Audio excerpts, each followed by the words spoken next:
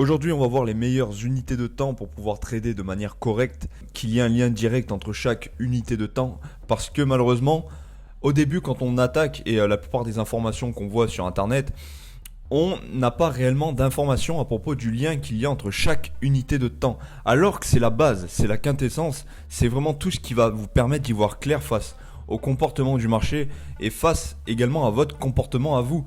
Parce qu'il n'y a rien de plus plaisant que d'arriver devant des graphiques le matin et de se dire j'y vois clair, je sais ce que je vais faire, je vais préparer mes scénarios, je sais comment le marché se comporte, je sais également comment je vais me comporter face à ce marché et au final je sais comment procéder.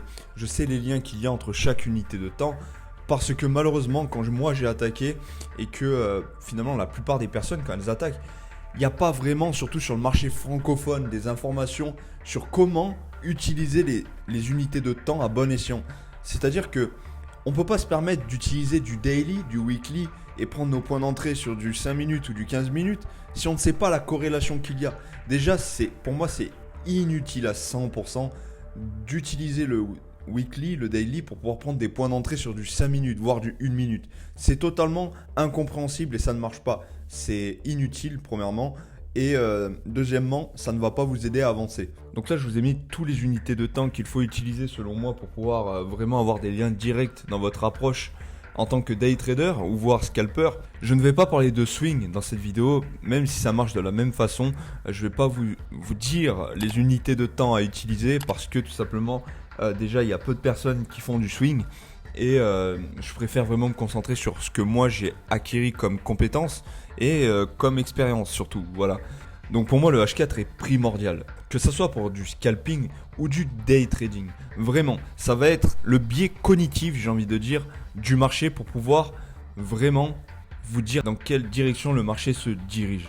Donc pour ceux qui font du day trading, je vous conseille d'utiliser du H4 et de prendre vos points d'entrée sur du M15 ou du 5 minutes. Pour ceux qui font du scalping, je vous conseille de faire du H4 pour regarder votre direction, pour vous référer à votre bougie principale et regardez également pour vos entrées du M15 et du M1, voilà, ou du M30 ou du M1. Il faut choisir, c'est à vous de backtester, encore une fois, il n'y a pas de vérité absolue, mais pour moi, ceux qui ont le mieux marché, c'est de faire du H4, ok, voilà, celui-là, on va pas le compter parce que c'est le principal. Mais vraiment, pour les points d'entrée, ça va procéder du M30 ou du M15 jusqu'au M1 pour le point d'entrée final. Ok, donc là, on se retrouve sur du H4. La différence entre l'approche que j'avais auparavant et celle que j'ai actuellement, c'est en fait le fait de zoomer le graphique. Avant, je dézoomais. Je vais vous expliquer pourquoi il y a une différence entre les deux. Les deux solutions marchent. Je ne suis pas en train de vous dire que c'est une erreur de faire telle ou telle approche. Je vous dis juste qu'il y en a une qui va vous faire gagner un temps énorme. Et surtout qu'elle va accroître votre confiance en vous-même parce que le processus est assez simple. Vous allez y voir clair instinctivement et directement une fois que vous allez apprendre cette approche. Une fois que vous allez vraiment prendre connaissance de tous les liens qu'il y a entre les unités de temps. Donc là, comme je vous l'ai dit, on se retrouve sur du H4. Voilà. Donc là, on va prendre un exemple. L'exemple de ce matin. Il y a eu une belle opportunité qui peut vraiment servir d'exemple concret pour pouvoir vous expliquer au mieux ce que je suis en train de vous expliquer justement dans cette vidéo. Comme je vous l'ai dit, le H4 en tant que day trader ou scalper, ça va être celui qui pour moi est le plus important, le plus solide. Ok, regardez, si on dézoome, le H4 est plutôt joli. Par contre, l'erreur à faire, l'erreur à croire surtout, parce que oui c'est une erreur, là je vous l'affirme concrètement, c'est de penser que chaque unité de temps est différent. Non, ce n'est pas différent en fait dans le comportement du marché par rapport à la manière dont on l'utilise. Parce qu'en fait, il y a des liens. C'est pour ça que je vous ai donné H4, M15, etc. Il n'y a pas de hasard, vraiment. Tandis que si, voilà, je vous montre un petit peu ce que je faisais auparavant, avant de découvrir cette approche, eh bien en fait, je dézoomais le graphique. Je dis pas que c'est mauvais, encore une fois, je dis juste que ça vous évitera de vous faire perdre un temps énorme. Je dézoomais le graphique. Là, on est d'accord, je suis toujours sur du H4. Donc en fait, je regardais, je pensais que ma tendance H4, c'était celle-ci. Je regardais également du daily. Je regardais du daily, du weekly. Je dézoomais un maximum, je repérais les supports, les résistances, tous les niveaux qui peuvent interférer avec l'avancée du prix. Et également les trendlines. Là, je voyais qu'on était bien baissier, mais aussi bien sur du weekly ou du monthly même. on est sur un gros point de contact de grosses tendances haussières. On ne sait pas, on n'en sait rien. En fait, toutes ces informations, pour moi, c'est juste inutile.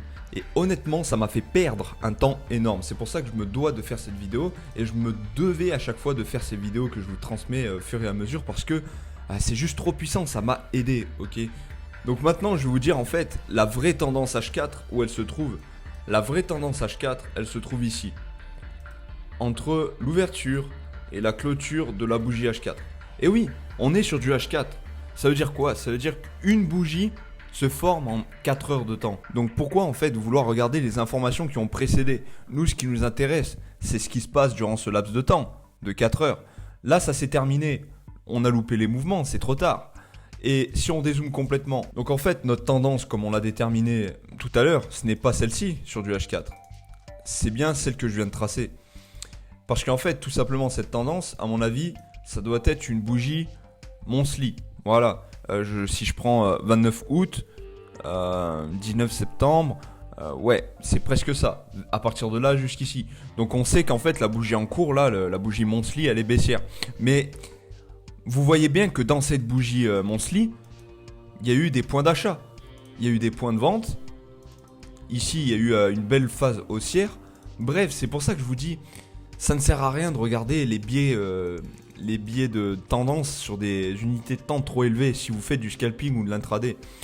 Bien sûr, si vous faites du swing trading, ça va être intéressant de regarder du monthly, du weekly pour aller chercher des objectifs de prix loin. Mais ça ne sert à rien, je vous le dis, hein. Pendant ce temps que certains essaieront de trouver des points de vente parce que voilà, la tendance générale est baissière, moi j'ai acheté un peu de partout, quoi.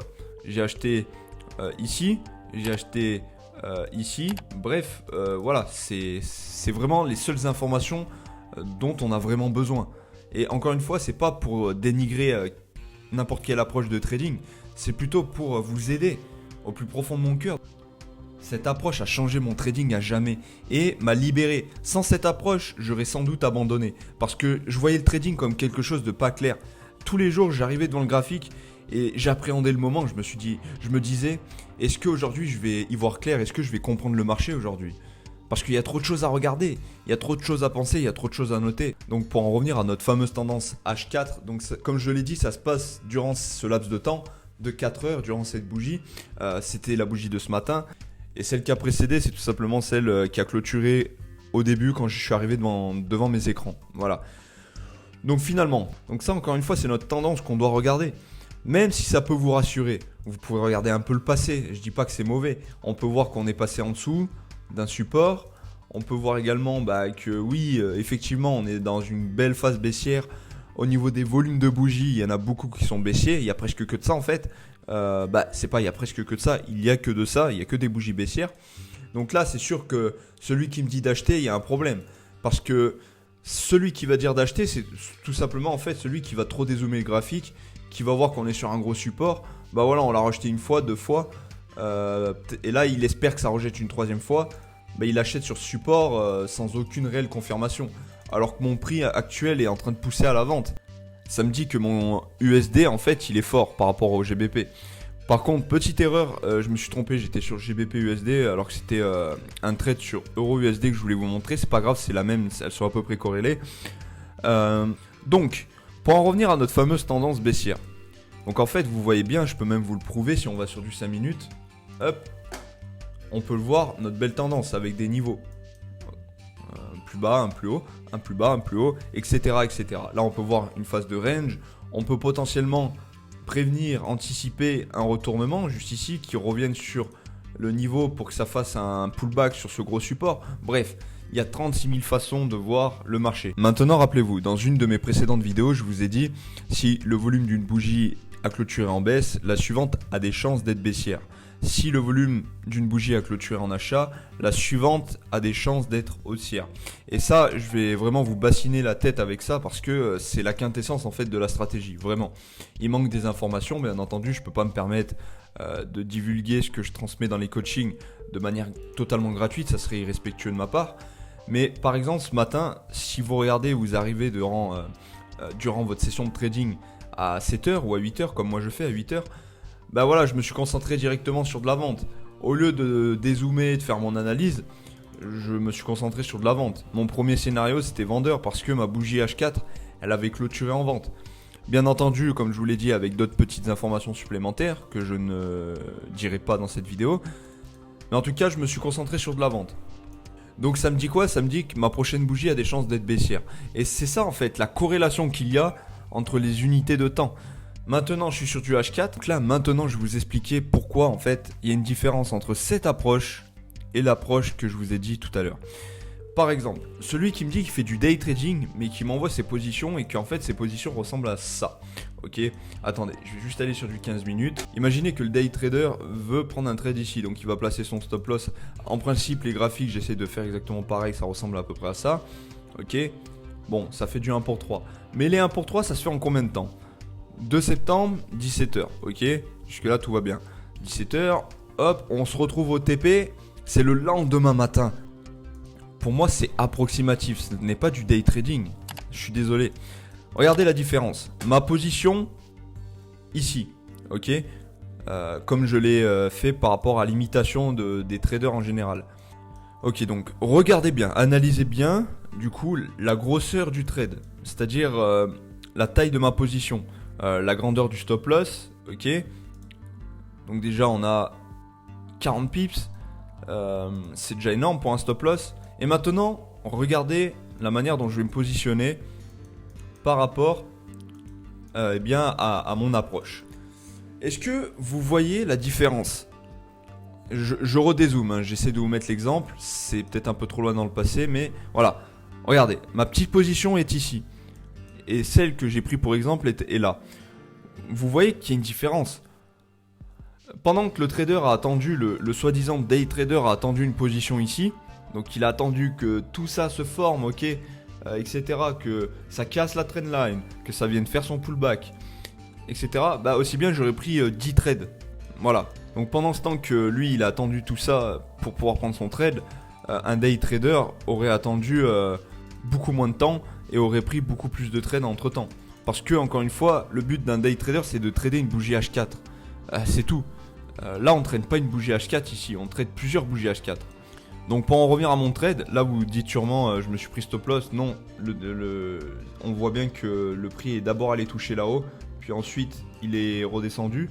Donc en gros, moi j'aurais pu déplacer mon stop loss ici. Là ça aurait été un trade plus correct. Attendre que le prix rejette, ok, et ensuite rediriger mon stop loss, mon point d'entrée pardon, juste là, pour pouvoir avoir un point d'entrée optimal. Par contre, bien entendu, là, en l'espace de deux bougies de 15 minutes, donc 30 minutes, mon trade a été validé, a touché le TP.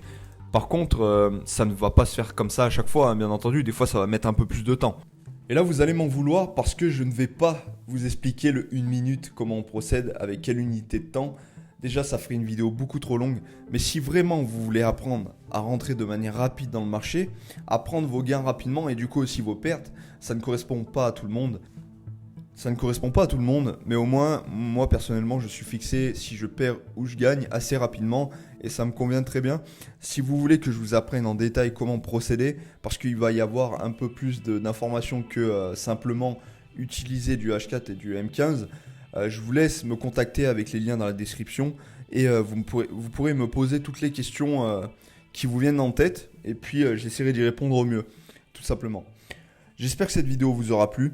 Moi je vous dis bon courage, j'espère que vous avez pris des notes surtout et je vous dis à la prochaine vidéo, ciao ciao.